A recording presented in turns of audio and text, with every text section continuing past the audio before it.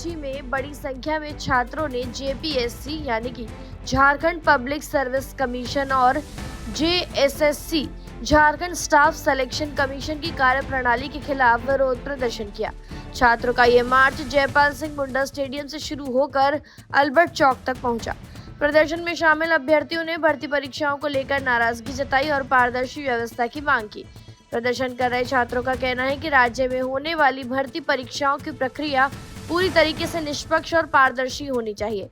उनका आरोप है कि मौजूदा व्यवस्था को लेकर अभ्यर्थियों के बीच भरोसे की कमी पैदा हुई है। इसी वजह से वो सरकार और संबंधित आयोगों से सुधार की मांग कर रहे हैं। आइए सुनते हैं प्रदर्शनकारी छात्रों ने क्या कुछ कहा। हम लोग का मांग बस यही है, जो हम लोग का लोक सेवा आयोग एग्जाम जो हो रहा है वो बस फेयर हो। ये मैं 2025 के जेपीएससी बैकलॉग में एग्जाम दे रही थी पीटी का, उसमें एक लड़की पटना से आई हुई थी। पता नहीं उसके मुंह से शायद गलती से निकल गया। जब तक मुझे समझ आता वो लड़की वहाँ से गायब हो चुकी थी। तो हम लोग क्या समझे, जब बैकलॉग का सीट रिजर्वेशन के लिए बस रहता है, पर उसमें पटना से लड़की आई हुई है। कुछ तो सेटिंग होगा ना, वरना किसी का कैसे हिम्मत हो सकता है कि वो पटना से यहाँ झारखंड बैकलॉग का एग्जाम देने आए। वो क्या मतलब है कि पूरी पारदर्शी तरीके से एग्जाम नहीं हुआ है, पारदर्शी तरीके से एग्जाम, और हम लोग चाहते हैं कि पारदर्शी तरीके से एग्जाम हो। कोई जिम्मेदारी तय, जैसे केंद्र में अगर प्रधान को जिम्मेदारी तय होगा, वो इस्तीफा दिए, तो ऐसी भी कुछ मांग है राज्य सरकार में कोई शिक्षा मंत्री? हाँ, हम लोग के यहाँ शिक्षा मंत्री का इस्तीफा होना चाहिए। जब अपना वो जिम्मेदारी नहीं ले पा रहे हैं तो उनको इस्तीफा देना जरूरी है बस।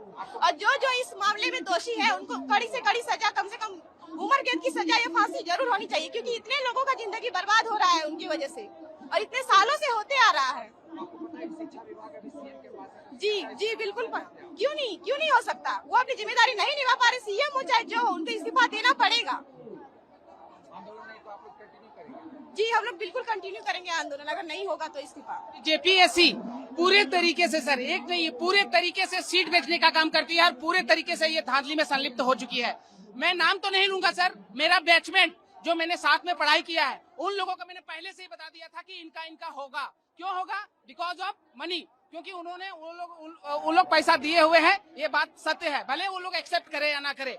मैं सर 14 जेपीएससी रेगुलर 14 और बैकलॉग 2025 में बैठा था, 152 करेक्ट किया हूँ सर। 152 करेक्ट करने के बावजूद भी ये लोग हम लोग जैसे प्रतिभाशाली स्टूडेंट को बाहर कर देते हैं। क्या करते हैं ये लोग कि जो सही क्वेश्चन रहता है उसको गलत बता देते हैं और जो गलत क्वेश्चन रहता है उसको सही बता देते हैं। और इवन सर जो सही क्वेश्चन रहता है उसको जानबूझ के पूरा बाहर करने का काम कर देते हैं क्वेश्चन को, और जिसके कारण से हम लोग जैसे स्टूडेंट जो होते हैं पास होने सोचते हैं कि एक उम्मीद लेके कि हम लोग सीईओ बीडीओ डीएसपी बन के अपने राज्य के डेवलपमेंट में काम करेंगे। लेकिन जिस तरह से यहाँ की सरकार और यहाँ की जो जेपीएससी कर रही है, हम लोग को नहीं लगता है कि हम लोग ऐसे पोस्ट में आ पाएंगे। हम जैसे गरीब छात्र गरीब ही बन के रह जाएंगे सर।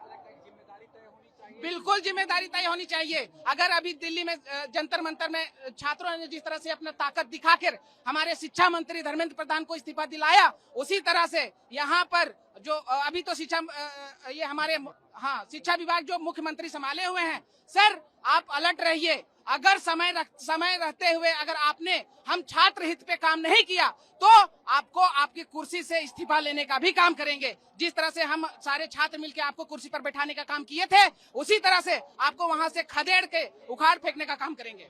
एक तो पहली बात 14 जेपीएससी में कट ऑफ जारी नहीं किया गया था, और ओमर सीट में भी बहुत सारी गड़बड़ियां मिली थी, और कभी भी इतना ज्यादा हाई कट ऑफ नहीं गया था। लास्ट कट ऑफ भी 123 गया था। इतना ज्यादा कैसे कट ऑफ जा सकता है? इसी वजह से हमारी मांग है कि 14 जेपीएससी रद्द होनी चाहिए, फिर से इसका एग्जाम होना चाहिए सही तरीके से। वो भी होनी तो चाहिए, सब चीज में पारदर्शिता तो होनी चाहिए। सबसे पहले तो कट ऑफ जारी होना ही चाहिए इसका, हमेशा से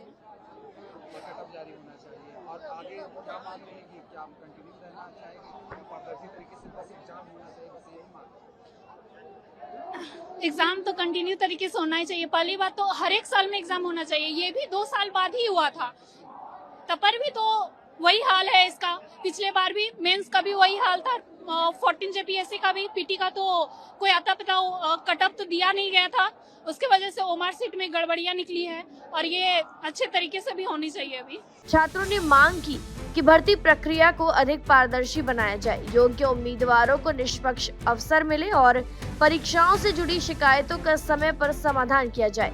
प्रदर्शन के दौरान बड़ी संख्या में छात्र मौजूद रहे और उन्होंने अपनी मांगों के समर्थन में नारे भी लगाए।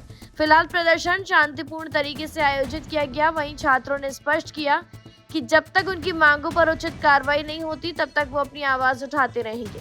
हालांकि भर्ती प्रक्रिया को लेकर लगाए गए आरोप छात्रों के हैं। जेपीएससी और जेएसएससी का पक्ष अलग हो सकता है और इस मामले में संबंधित आयोगों की प्रतिक्रिया का इंतजार है। फिलहाल जानकारी में इतना ही। खबरों के लिए सब्सक्राइब करें भारत एक्सप्रेस।